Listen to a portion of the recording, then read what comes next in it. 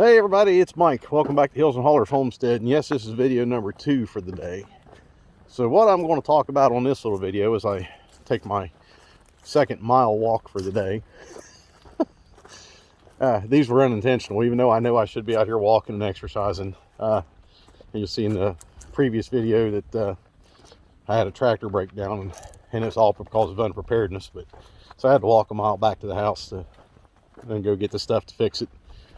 But then I got the side-by-side and I took it back out. Now I got side-by-side home, and now I'm walking back out to get the tractor. So good time to talk about a couple things.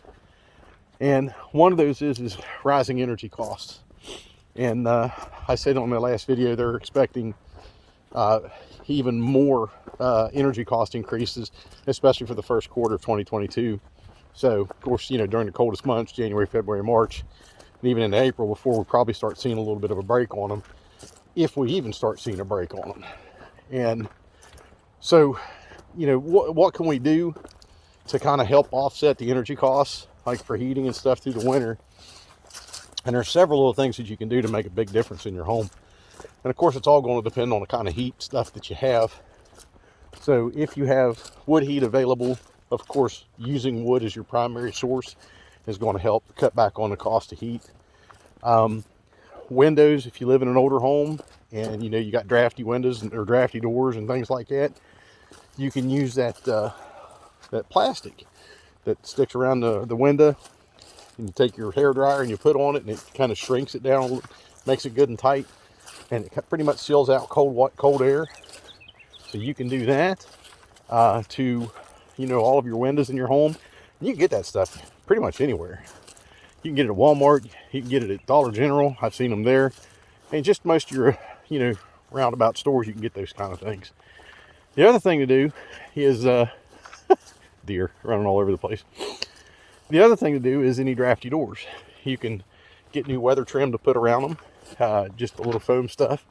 You can even take a little rug or a blanket or a towel, roll up, push up in front of the bottom of it there so it doesn't allow cold air to get in. Another thing to do is you can get LED light bulbs. Change out as many light bulbs in your home as you can to LED. And they do make a big difference. We've changed them out as we've replaced bulbs in our home. And they are significantly bright. So it's not like you're losing any kind of brightness. And even on like 100-watt bulbs, you're only pulling like 20 watts at best on some of these LED bulbs. If you haven't seen them yet, they have LED bulbs called corn lights. You'll have to forgive me here. It's a little bit of an uphill track here. And I'm definitely not in the best shape of my life. So these LED corn lights, I had found them on Amazon. And they are very bright, very efficient. And lo and behold, we got a Menards in our area, and I found them down there. So they have them at Menards, they have them on Amazon. I'm sure there's other online stores you can find them in. But they have them for outdoor porch lights, for your ceiling fan lights, and just regular light bulb replacement. Very efficient, very bright. So just those little things to cut back on. Finally made it to the top of this daggone hill. To cut down on energy consumption. Rooms in your home that you don't use very often, seal them off for the winter. Hang a blanket over the door. Take that plastic, put over the door. Keep that room, shut the vent off, or just close the furnace vent to about half in there. And let that room stay a little cooler. Open your blinds. Let that sunlight come in through the day. I just recently did that because our house, the living room is south facing. And then of course, well, the front part of the living room is south facing. Then we got southwest and west facing. So in the afternoons and evenings, it really heats up in there. And with that light, extra light coming in, like through the summer, we always keep our blinds down to help keep it cooler. But in the winter, or fall now, open those blinds up and let that light come in. And not only does it help offset the need for indoor lighting, it also provides that heat because that sunlight coming in there keeps the house warm. So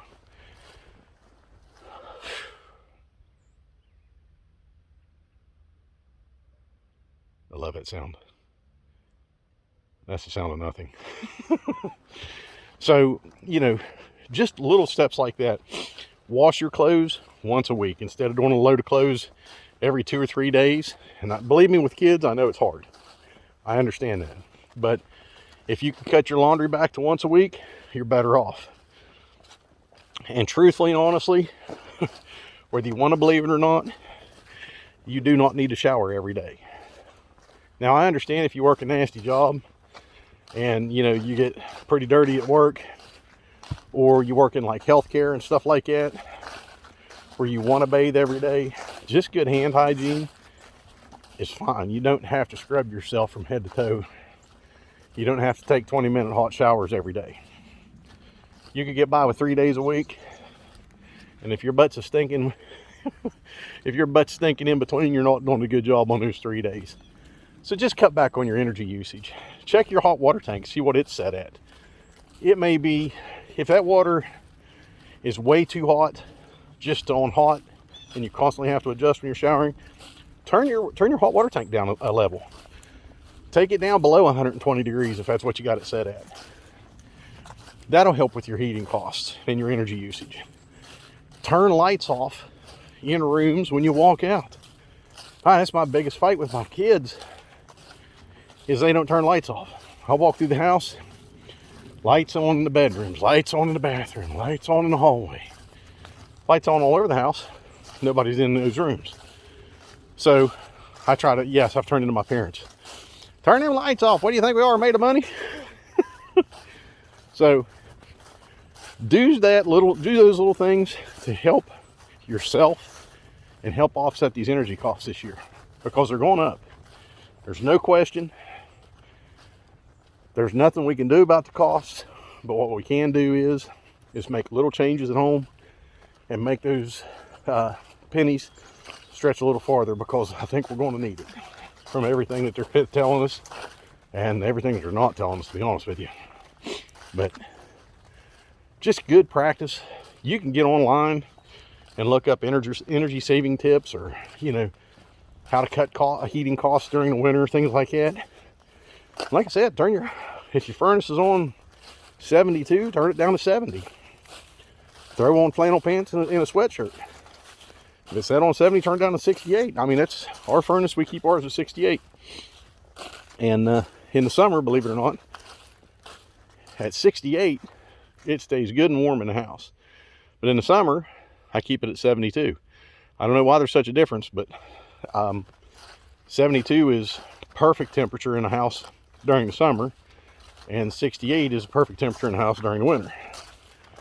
Unfortunately, I've conditioned myself to sleep with a fan on year round because I worked night shift for so many years, and I prefer a very dark and a very cool room with that white noise to sleep with. So I can't give up my fan as of yet.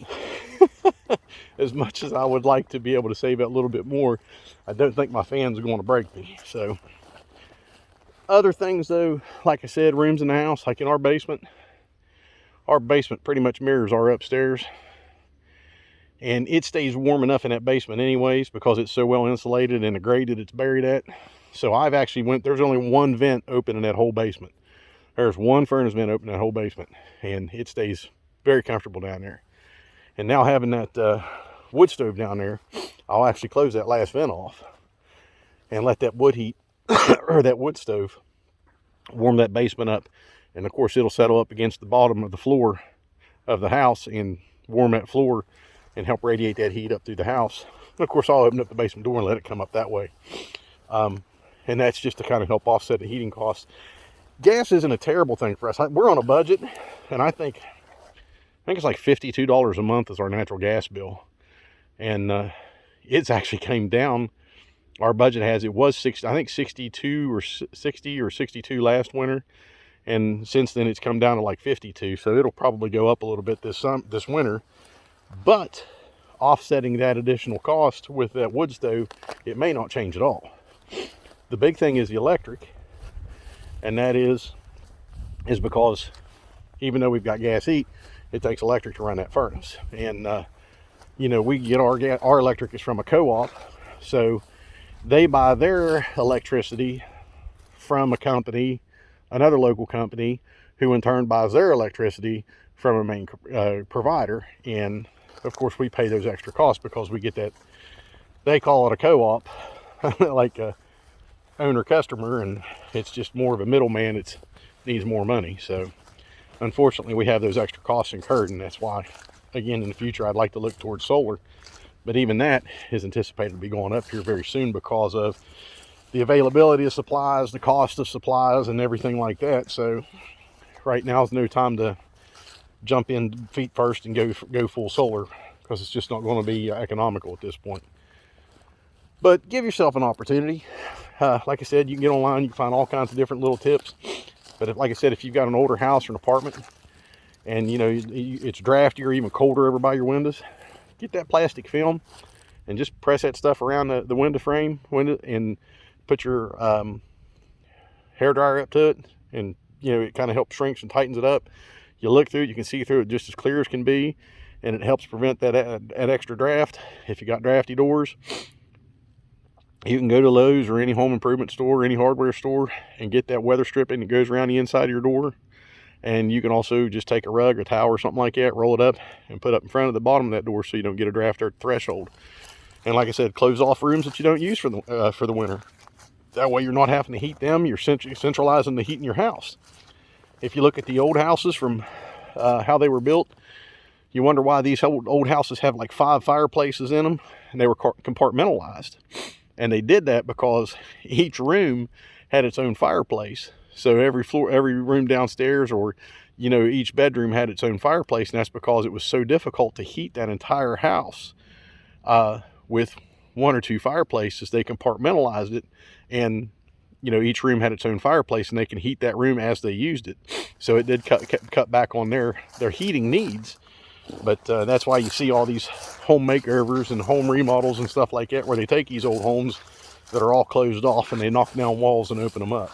So with the advent of central heating and stuff like that, and furnaces and everything, it did make a difference in the ability to heat the entire house versus, you know, having just fireplaces and stuff. But look at alternatives too. If it's within your budget, consider, you know, if you've got natural gas and you have a furnace, consider like a warm morning stove. They have them look like a little wood burning stoves, and that are natural gas. They're very efficient. Get the ventless. That way you don't have to worry about cutting a hole through your wall, and use it to kind of help offset your heating bills because of the electric use. Look at wood heat if that's an opportunity or a possibility for you. And like I said, just anything that you can do to kind of help cut back on your heating costs. LED bulbs all through your house. Cut back on your showers. Shower 3 days a week instead of 7 days a week. Yeah, I know. And you don't have to wash your hair every night. Trust me, when it comes to hair products and hair care, I am the expert in this video, believe me. So you don't want to waste all your time washing your hair and using all that stuff and nasty stuff in it, make your hair fall out. But just be responsible, and I'm not saying that you're not, but be more responsible for yourself. And put that little extra effort forward to kind of save yourself that extra money and cut back on your heating costs. Folks, I'm off here. The tractor's sitting here waiting on me, and I'm going to head back home because I still got a few things to do before the sun goes down. So give us a like, leave us a comment, hit that subscription button, press that little bell icon. My sinuses are tearing me up now. And that way you get alerts when the new videos come out. Take care, and God bless.